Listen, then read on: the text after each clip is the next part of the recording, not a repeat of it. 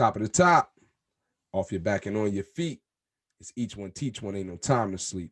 It's your boy Big Mac from Bonafide, live and direct from my sacred space. I am a child of the Most High. His spirit rests, rules, and abides within me. So wherever I am is a sacred space, and wherever I step is conquered ground. And if you are a child of the Most High, then you live that existence too.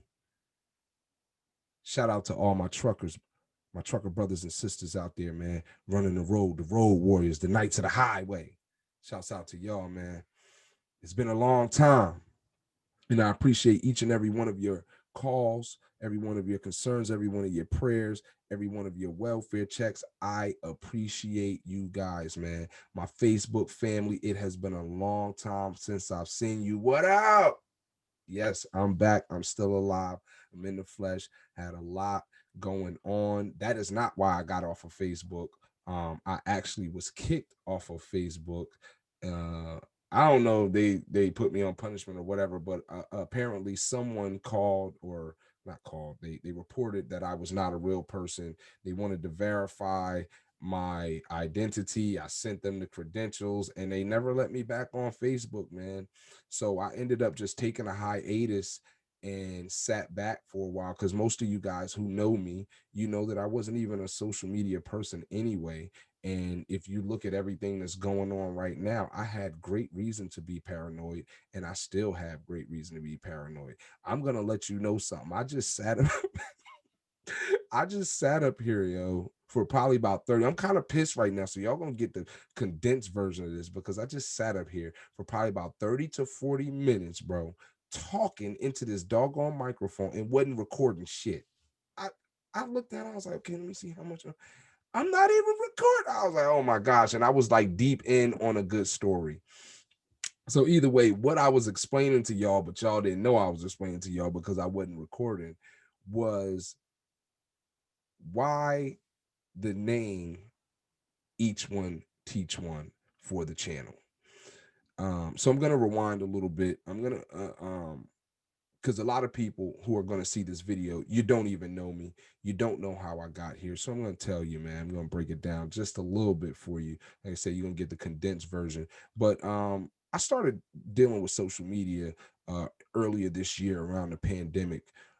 I just noticed that truckers were being very very like we were downplayed, and I guess it's always been like that. Like nobody really worries about truckers. I guess people think that their food and beverages and everything like that just appears on the shelf. I don't know if they think it's like magical L's, but they never put any stock into the fact that they're those truckers are bringing you your stuff, and those truckers have real stories. So I started a campaign. If you can see my shirt, it's deeper than trucking, because what I wanted to do was bring a little bit of awareness to the general public that, hey, these people that you see in these trucks, or that you don't see in the trucks that are traveling down the highway, that y'all like to cut off and y'all like to act like we not, human, or oh, y'all getting them away and all that goofy shit.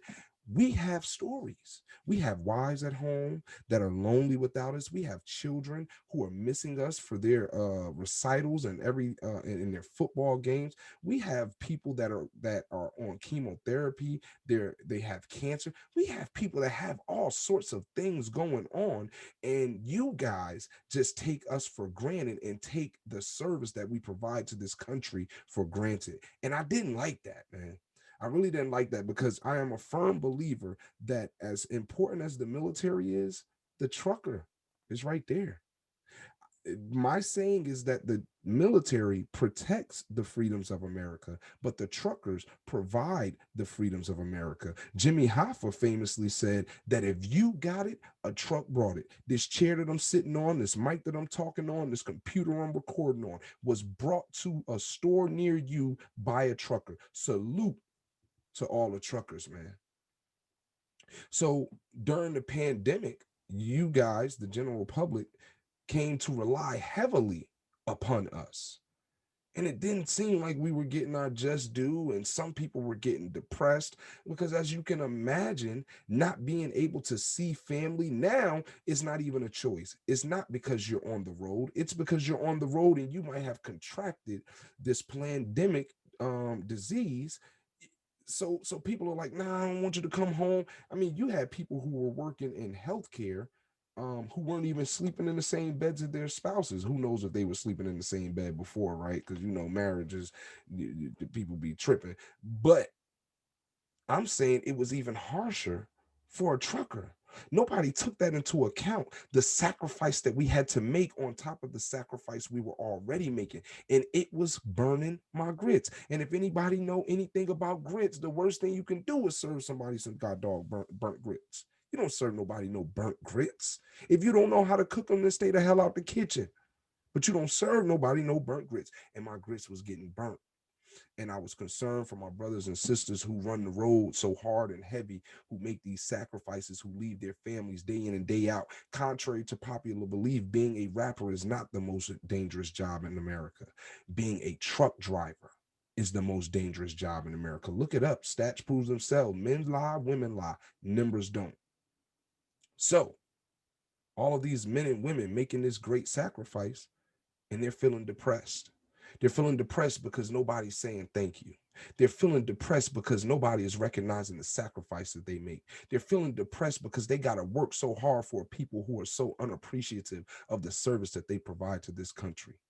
And like I said, it was burning my grits. But I know I can't change hearts. Only the Most High can do that. So I said, well, how can I help my brothers and sisters endure? I started waking up, and I remember a time in my life where I had to overcome some negative thoughts, some anxiety, and all of that stuff. I had to talk to myself, and I got through it. And I said, well, what if I get up and talk to them? And of course, when the quarantine and everything first happened, I was a little shook up. You know what I mean? But me and the Most High talked, and He said, Matt, I told you, I know the plans I have for you. Plans of good, not of evil. I have an expected end for you. And we have already talked through much of that plan. So don't you get out here and start to tripping like these regular folk. You better act like you know you have a purpose for your life. And part of that purpose is to help other people get through this trying time. So I got my butt up every day, and some days, man, and I was honest with the people. And you can go check my videos out. I probably got about 3 or 4 months worth every day, on It's Deeper Than Trucking. Same thing as the shirts. You can get the shirts on Amazon.com. The hoodies as well, because it's hoodie season now. But I had amassed quite a following. At the last time I checked, it was 1,500 followers, man. Were listening to me every day, and I was like, man, I don't like me that much. How y'all people like what I got to say? And I come to find out, people needed that pick me up. People needed to hear me in the voice in the morning with my energy. People needed to know that they weren't the only ones out there going through some stuff. Cause I'm raw, bro. I'm not gonna sit up here and lie to you and act like I got it all together. Only thing I'm doing that most people are not doing is I'm making a choice to keep going. I'm making a choice not to quit. I'm making a choice to run the road of life hard. Same way I run this truck, same way I run me, man. I'm running hard, bro, and I'm not quitting until the load is delivered. Do you feel me? So people grabbed hold to that. And like I said, Facebook eventually said, you're not a real person. Granted, I'm putting my face on there every day. Like, I'm not trolling people, Now I do get it. Some people didn't agree with my politics. I felt like Trump was a good choice. I'll get to that later, but I felt like Trump was a good choice. As a black man, I felt like for my plans, for my company and my family, I felt like Trump was a good choice. And let me be honest with you and say that my family did not agree. No, they did not. My mother jokes all the time. First of all, my mother, shout out to mommy. She's an Alpha Kappa Alpha. She's part of the Divine Nine. She graduated from North Carolina A&T, and but she's also a service member. She was a first lieutenant in the Air Force. Shout out to the Air Force. Salute. But her and my sister, boy, and I can't. Oof. But we gonna get into that. But my thing was that people were not respecting the humanity. They weren't respecting that truckers actually have some pretty good conversation. They have some interesting views. They have some out of the way views that do not go by the status quo. And maybe if y'all sit down, shut the hell up, and listen to us, y'all might learn a thing or two, because we've seen a few more things than the average person, just given the profession that we've chosen, right? So I just wanted my brothers and my sisters out on the road to stay encouraged. So I was doing that every day. And when they kicked me off, man, I'm not gonna lie to you, bro. I had Facebook withdrawal, which was crazy because for so long I had went without social media. I was paranoid. I felt like y'all know how I go, man. Your phone is listening to me right now. My phone is my wife just bought this new fancy computer, man. Desktop. It got this touch screen and it got the phone charger on the base. I don't know, man, but she just bought it and everything. And she said, baby, I want your videos to look nice. And I appreciate that, honey. Um, we get into it a lot because I keep my foot on the neck. I ain't even gonna hold you. I told you I'm not gonna lie to you, bro. I'm not gonna act like I got it all together, but I press a hard line. And if you on my team, I'm gonna keep my foot on your neck. And if I don't keep my foot on your neck, then that means I really don't consider you part of my team. You might just be an associate. You understand what I'm saying? You might just be a hanger on, or you can come by when we having a barbecue. But when it's time to go in the war room and plan and strategize, you ain't gonna be getting no marching orders, right? And I know that I walk with a purpose because I know who my purpose comes from, right? Um, but during that time I went through another spiritual evolution. I got to sit back and talk with God because, like I said, I was a little stressed out because I had grown to love the camaraderie that I experienced from my family on Facebook. Shout out to Joe Vaughn, shout out to Twyla Vaughn, shout out to Trucker G, Mrs. G, Black Wall Street, Roxanne, her daughter, this Uncle Rico, uh, Rico Gonzalez, Charity Blaine, just a bunch of people, man. That Mark Damon Smith, I know him. He was a mentor from my childhood. Just a bunch of people, and look, let me tell you something. We used to have. What's the brother name? He's from Patterson. We used to have some debates, man, some heated debates. But I gained the respect of some men and women that I didn't even know. And they gained some respect from me because we were able to express our ideas in a respectful manner, disagree, but yet agree that the country needed healing, that we as a people needed healing, that we all needed to do better and we needed to take part in doing better. So it was just a blast, right? Because being a trucker is a reclusive um profession, wouldn't you agree? So it was just the bomb, man. And when that was taken away from me, I was a little depressed for a few days. Ask my wife, I'm not lying to you, I was depressed. I was like, I know I'm ugly when I cry, bro. I really was like on some social media fix, like, yo, I need a fix, right? Let me take a sip. Shout out to Rain. I'm about to go hit the gym. I'm about to go to the forge after I'm done here. So, but I just wanted to do an introductory video. I'm going to do another video later, but I wanted to do this video just to introduce myself and reintroduce myself to the atmosphere. I be seeing YouTubers. You had that little white stuff right there. I don't want that. That come from your mouth being dry, man. Get you a bottle of water, man. Don't be having that stuff on like that, man. I know your mama raised you better than that. Stop. Come on now. Act like you got some home training. So anyway, um, through that spiritual evolution, I said, God, am I? You want me to get back on social media? I mean, you the one told me to get on in the first place. He said that was just to give you a taste. Now I need you to take it more seriously. So I went out and got me a mic, got the headphones, and like I said, my wife got the computer. I was like, okay, we're gonna structure this thing. And I was trying to figure out a name for the channel because, as the slogan says, it's deeper than trucking. Y'all gotta understand that the Most High allowed me to get on the other side of some real bullshit. The Most High allowed me to get on the other side of some real bullshit. I have a history of making bad decisions. I have a history of allowing my flaws to control my life. I have a history of picking the wrong people to click myself up with. I have a history of doing dumb shit.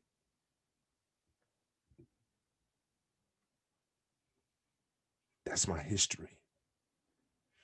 But the Most High allowed me to get past that. And I ain't perfect. I'm still working on some things. I'm still getting some things together. But He allowed me to work past some big hurdles, climb over some big mountains to cast them into the sea. He allowed me to do that. And I'm a firm believer that life is composed of do's and don'ts. If you can master the don'ts, the do's will fall in place all on their own. And I know people like to always tell you about the good things that they do and how many great decisions they've made and how they've always overcome and this, that, and the third. No, you learn more from your failures than you do from your successes. Because see, with your success, you learn the one way that worked. And if you get it done right the first time, then you don't never know what to look for the next time. But with your failures, you learn 4, 5 ways that don't work. And when you find that way that do work, you know as soon as you see it. Can't nobody talk you out of it. You grounded and rooted, steadfast and unmovable in that thing because you have done it the way that they tried to tell you before. You done it the way that you wanted to do it before. So now when you find a way that work, ain't no way nobody's talking you out of that. And trucking for me was the vehicle that brought me to the other side. No shade to no other profession, no shade to nobody that's doing anything different. Trucking was just the vehicle, pun intended, that was used to bring me to the other side of my bullshit. And I know there are many of you out there that trucking literally saved your life. Just put a hand in the comment section if trucking saved your life, right? So because trucking saved my life, I felt it my duty to pass the blessing on, which brings me to the name of the channel and why I'm even back before you talking again, running my big mouth. So I was in Hardee's one day, um, maybe last month or something like that, and there was a brother in there. Well, let me rewind. So I recently just went to the chiropractor for the first time ever in my life. Listen, guys, health is truly wealth. If you not healthy enough to drive that truck, you won't get wealthy enough to buy your stuff. If you are not healthy enough to drive your truck, you won't get wealthy enough to buy no stuff. Leave it right there. Went to the chiropractor for the first time ever in my life. And the man said, yo, your leg, one of your legs is shorter than the other one. And I was like, okay, that's normal. He was like, nah, bro, your hip all out of alignment and your ass cheek, one ass cheek is higher than the other one. So he seen my wallet and he was like, yo, you sit on that thing? I said, yeah. I thought everybody sits on it. You know what I mean? And probably most of you do. Stop doing that. He said, bro, sitting on your wallet got your ass like that. Can you just imagine that? That's how you sitting? That's how you walking. He said, now how long do you drive? I said, anywhere from the shortest period of time will be 5 hours, longest period of time might be 10 to 11 hours, depending on how I'm feeling that week or where I'm going. I generally created a dedicated route for myself. Um, but if I deviate from that route that I created for myself, I could drive 11 hours at a time. He was like, that is too long to be sitting on that thick ass wallet. So what he told me is to stop sitting on it, put it in my front pocket or stow it somewhere else. So what I started doing, everybody know about the compartment above your steering wheel. I started putting my wallet in there. Well, one morning I stopped for some breakfast at Hardee's, and stopping for the breakfast at Hardee's, I just hopped out the truck because I'm used to having my wallet in my back pocket. And also I have Google Pay on my phone. So I can just put the back of my phone to the credit card reader and I can pay like that. So I really am not having any use for bringing my wallet with me except if I need my license or something like that. So I walk in, I asked the girl at the Loves. I'm not a Loves guy, just so happened to stop there because it was a Hardee's in there and I wanted some Hardee's. I wanted their chicken and egg biscuit. But I'm usually a pilot flying J type of dude. I don't care if you hating if you don't like it, that's your business. So I walked in. I said, excuse me, y'all, can I do the Google Pay here? She was like, yeah, but she was on the truck side. She didn't work in the Hardee's restaurant. So when I got over there, I ordered. This is the timing and the orchestration of the Most High. I know it now. I didn't know it when I was going through the situation. So I order, and she's like, "Oh no, you can't use that." I'm like, "Oh man, I gotta go back to the truck then." So I go back to the truck, come back in, and there's a line now. There's like two or three guys in front of me. So I'm like, I'm not gonna cut. I just gotta pay whatever. So, dude that's at the front of the line, he orders his stuff and he turns around to the dude behind him. He's like, "Yo, what you getting?" He says it with such an air of familiarity that I figured this is his trainee. I'm gonna tell you why I figured this was his trainee. Because my first day of training, my trainer took me to Denny's, sat me down, and gave me the rules of engagement. So I'm like, okay, that must be his trainee first day, okay, cool. So then he turns to me and says, "Yo, you getting something?" And the lady's like, I'm like, "Nah, bro, I ordered already." The lady's like, "Yeah, but you didn't pay." I'm like, "Yeah, I'm gonna pay." He like, "I got you." I'm like, "Nah, bro, I can't take your money, man. No, I'm good. Thank you, bro. I appreciate it." He like, no, no, no. Matter of fact, when he said, "You getting something?" I said, "It's on you." He said, "Yeah." I said, "Nah, man, I'm just joking with you, man. I already ordered." So the lady was like, "Yeah, but you didn't pay." I was like, "Yeah, I'm coming to pay." He like, "I got it." I'm like, "Nah, bro, I'm straight, bro. I thank you, peace." But he was like, "Nah, I got you." So I'm like, he like, "Yo, I do this all the time." He said it with such an air of confidence. I was taken aback, and the lady was like, "He does." She ain't sound like that, but in my mind, right? So I was like, "Really? Okay, all right." So another dude walks in and he like, "Yo, bro, you getting something?" He ordered for him. I'm like, "Who is this guy?" You know what I'm saying? So he pulled out like a wad of cash. And I'm not saying he was trying to be flashy or anything. I'm just saying he pulled out a wad of cash. It looked like it was mostly hundreds. It looked like it was a bunch of blue strips. Let me take a sip. Excuse me. Damn it, Jim. So it looked like it was a bunch of blue strips. So he tried to bust 100 down. She like, I can't bust that 100. They got a coin shortage. So he gives her his car. He pays and whatnot. So I'm sitting there. I'm like, oh, man, I can't believe. I'm a man. You know what I mean? I don't run the road how I run the road to have somebody else paying for me. That's why I run the road the way I run, because I want to pay for my own shit. You know what I mean? I pay for my wife's stuff. I don't play that, bro. You know what I mean? So I had to ask him. I'm like, "What's good, big bro? How you doing? My name, Big Matt." You know what I'm saying? And he like, I forget his name. It's a Muslim name. I think it's Salat. Um, I forget the name, but he had on nice little jewels, a nice watch, and he was shining or whatever. I'm like, "Yo, why you just do that?" He said, "Every day I choose 8 people to just bless. 8 people every day. I just bless them." I said, "Why you do that?" He said, "Because God has blessed me, and I feel like He blessed me to be a blessing." Look, I was like, look, right? That's how it was, because I was blown away. If y'all didn't catch that, you youngsters don't know what that means. I was blown away. I was like, "What?" And he was like, "Yeah." Now, the reason I was blown away is not because it was foreign to me, but I couldn't believe that a stranger, that the mindset that I had started to espouse over 10 years ago had actually came back full circle. I was like, "Yo." And right then I knew what I would name my podcast. I knew that I would name it Each One Teach One.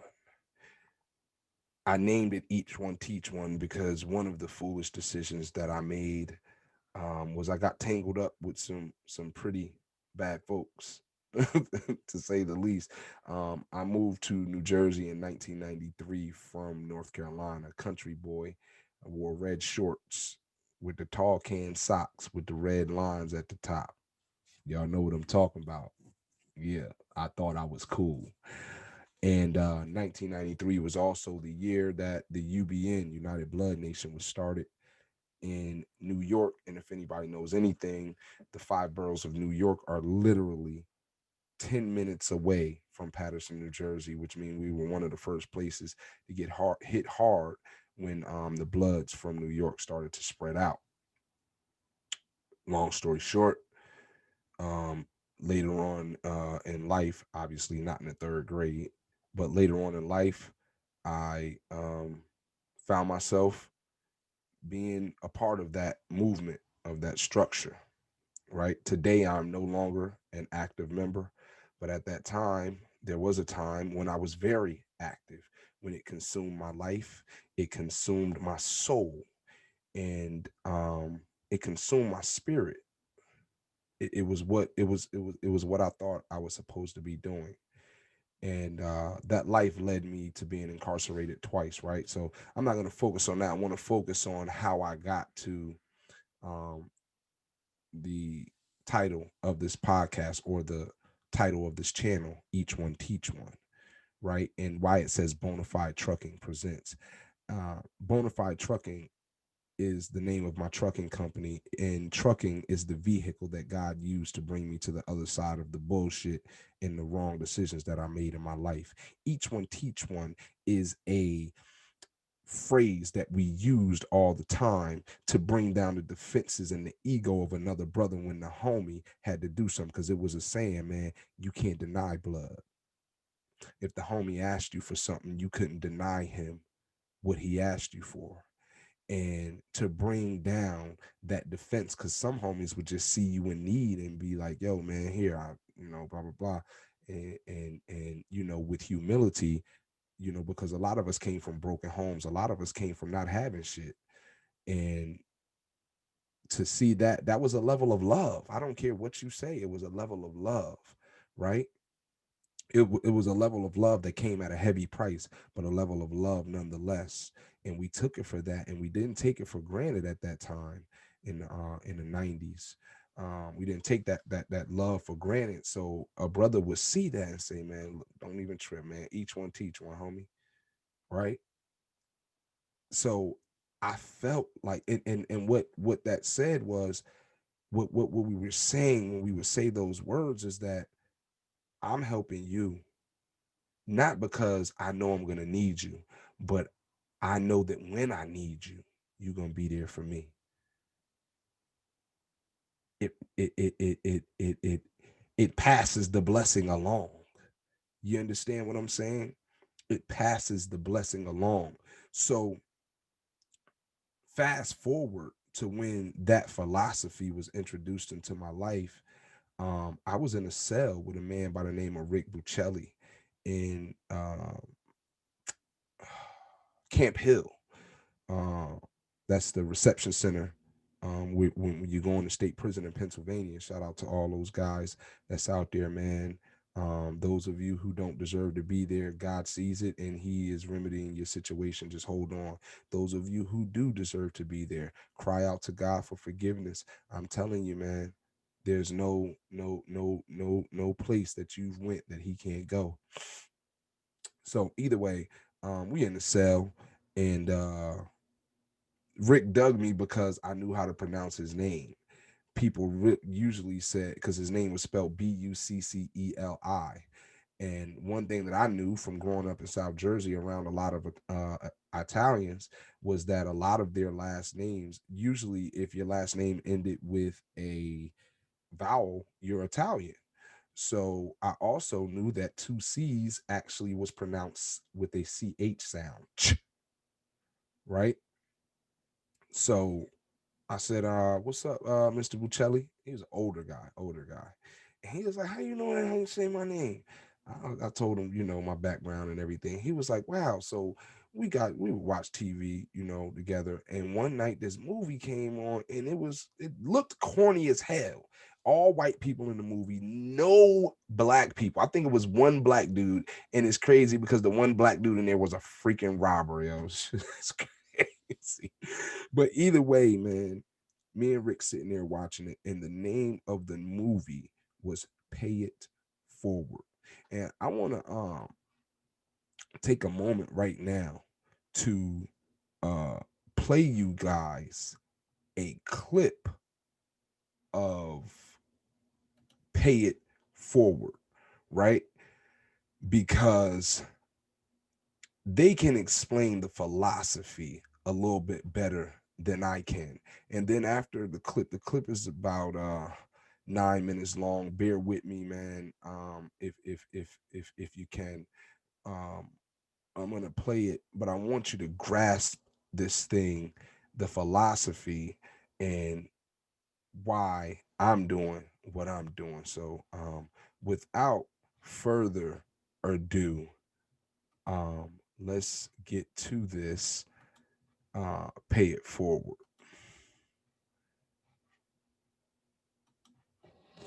This class is social studies. That is you and the world. Yes, there is a world out there, and even if you decide you don't want to meet it, it's still going to hit you right in the face. Believe me.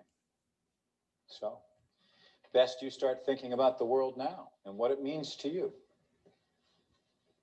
What does the world mean to you? All right, so we're not global thinkers yet, but why aren't we? We're 11. Good point. What's your name? Trevor. Maybe Trevor is absolutely This right. is Why should Trevor's we think the about the main world? I mean, character, after all, guys. what does the world expect of us? Expect. Of you. What does the world expect of you? Nothing. My God, boys and girls, he's absolutely right. Nothing. This is your assignment. Extra credit. It goes on all year long. What you ever do to change the world?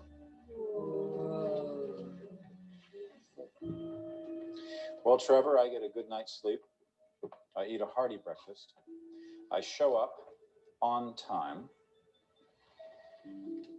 And then I pass the buck to you.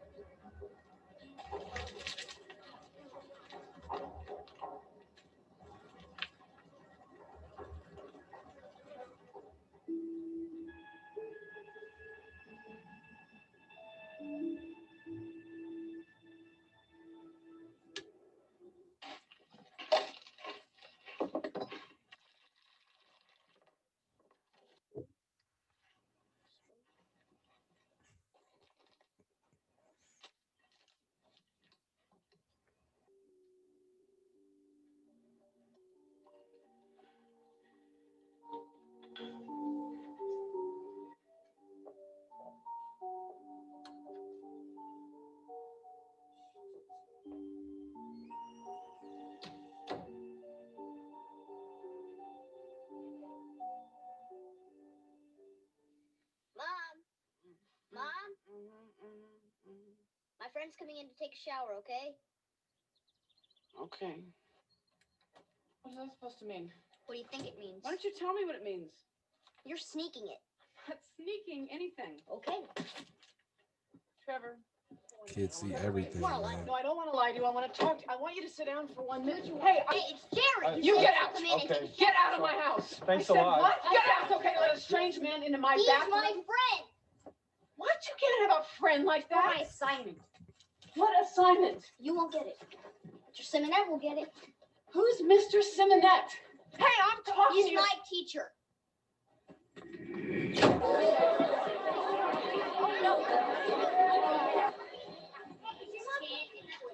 What did you tell my son to make him bring a homeless man into my house?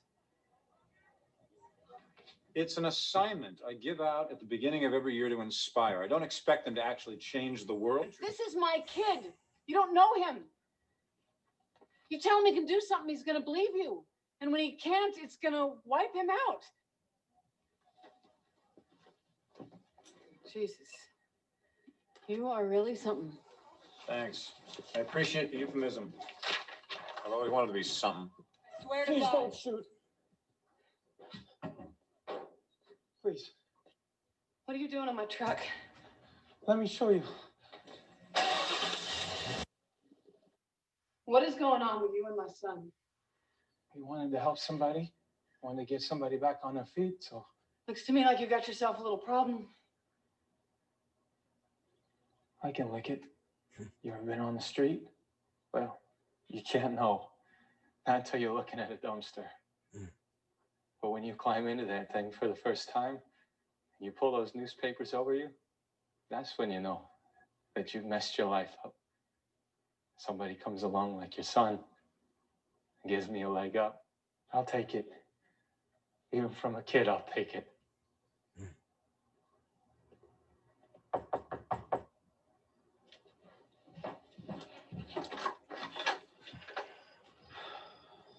Hello? Hello? Mrs. McKinney, I didn't ask to see you. But Trevor said you did. Yeah, and he gave me a note from you, which you didn't write. He gave you a note from me? Look, I'm... Little buddy, something else.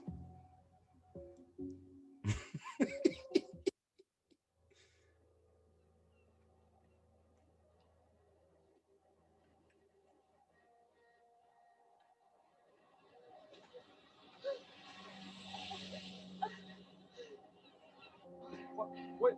Hey, what are you doing? I'm not gonna hurt you. Go away. Trust me. Have a cup of coffee with me? What?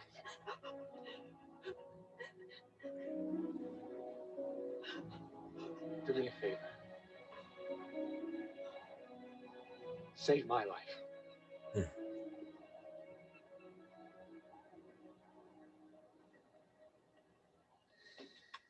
Okay, we're on. Hi, I'm Chris. Message. And I'm joined today by a very unusual seventh grader, Trevor McKinney. Trevor, you must be pretty proud of yourself. I guess, I mean, I got an A in social studies, but that was just for the effort. I mean, stuff I did, it just didn't really work out. I don't know, I tried real hard, but nothing really happened. My mom's stuff worked. She talked to my grandma, kind of made up with her. It was really hard for her. Well, here's the thing.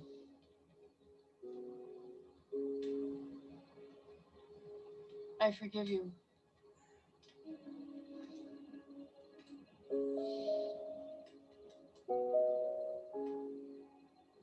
Oh,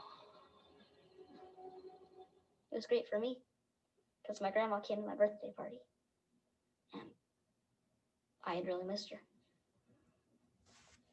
Real spitfish That's what I stick. paid for in all those places. It was my mom. So brave. My stuff, I don't know, I think some people are too scared or something. I think things can be different. My life is familiar. My life is, it's manageable. It's manageable. so is that all you want? Your goddamn manageable day? It's what I have. I mean, the world's not exactly shit. But I guess it's hard for some people who are so used to things the way they are, even if they're bad, to change. And they kind of give up. I don't want to be one of those people he's talking about. When they do, everybody kind of lose. I don't want to spend another second of wasted air. Please don't let me stay trapped in here forever. I won't. I don't want to spend another second without you.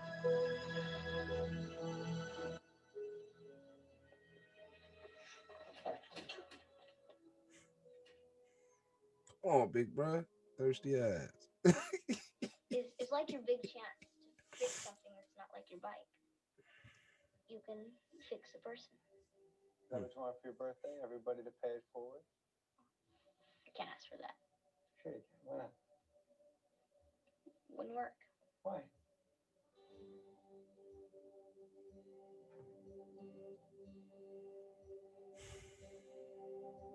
I already blew out my candles.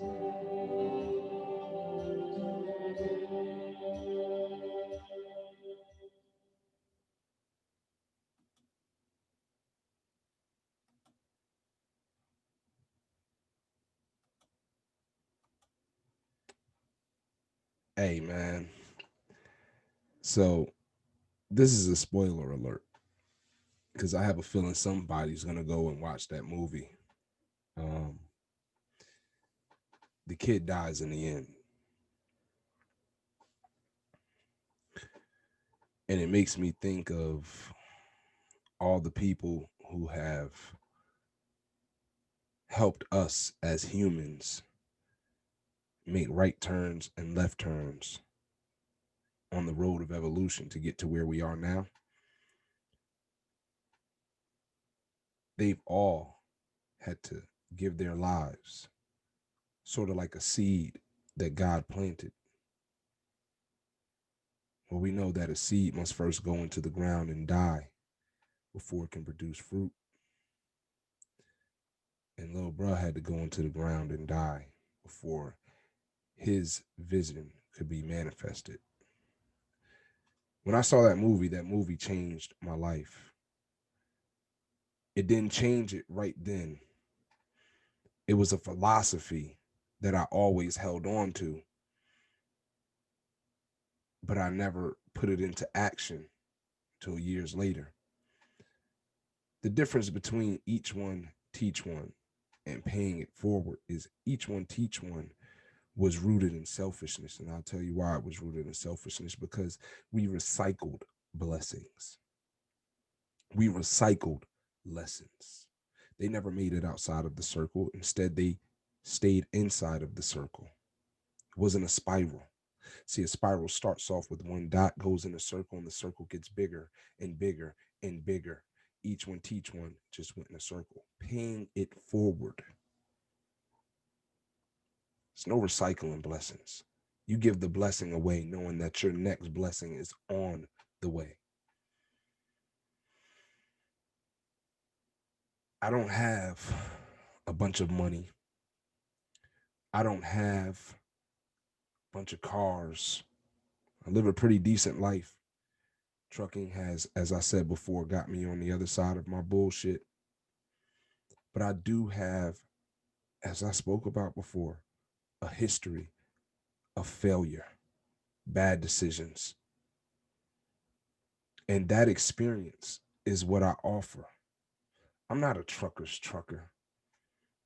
I just know how to grind and grit through whatever it is I put my mind to. That's why I make it in trucking, because grind and grit get you through whatever. When you got that, ain't nothing you can't do. But I understand that material things very rarely do anything for people who suffer from a skewed mental condition. Most of us don't realize that our mindset can be our biggest asset or our biggest liability. And I think that as a country, as a world, we can begin to heal if we would focus on paying it forward. If we stop being so selfish with our blessings and our lessons and start realizing that God gave us these things, God allowed us to go through these things, to survive these things, so that we can help those that are coming up behind us, so that we can blaze a new path, so that we can be examples. He didn't give us blessings for us to hoard and keep to ourselves. Remind me of the Dead Sea and the Sea of Galilee. One is called the Dead Sea because the sodium level in the sea is so high that if you drink the water, it's possible that you can die, and there's no fish living there. But in the Sea of Galilee, it's teeming with fish. What's the difference between both of these bodies of water? Because they both get their water from the same place. Well, the Red Sea, although maybe a little bit bigger than the Sea of Galilee, it keeps everything that it gets, while the Sea of Galilee constantly giving away. So I believe that if we as a people, and I want to make a disclaimer right now, if you subscribe to this channel, I want you to be prepared to hear some messages that are strictly directed towards Black people, because I am an unapologetic Black man. I understand that being pro-Black does not mean I'm anti anything. It just means that I love me first and those who look like me. But it doesn't mean that I hate anyone, just as I know that anybody who is pro-white doesn't mean they're anti-Black. And I would actually consider you to be the fakest person on this earth if you said you were pro everybody. You're not pro everybody. You're pro you. The first law of the jungle is self-preservation, and you are going to preserve yourself and those who look like you, and I wouldn't expect you to do it any other way, so don't expect it from me. But I do love everyone. I just love me and mine first. So if you subscribe to this channel, know that you are going to hear me speak to my people directly. So I'm telling you that my people, we have some healing to do. I'm telling you that my country, America, we have some healing to do. The world, which is mine, because I am a child of the Most High, and he owns the cattle on 1,000 hills. And because I am his child, I will inherit this place. The meek shall inherit the earth. We have some healing to do. We're not going to do it hating each other. We're not going to do it hating on each other. We're not going to do it spreading negativity. We're going to do it through paying it forward. It's your boy Big Matt from Bonafide. Stay alert, stay attentive, stay alive. Peace.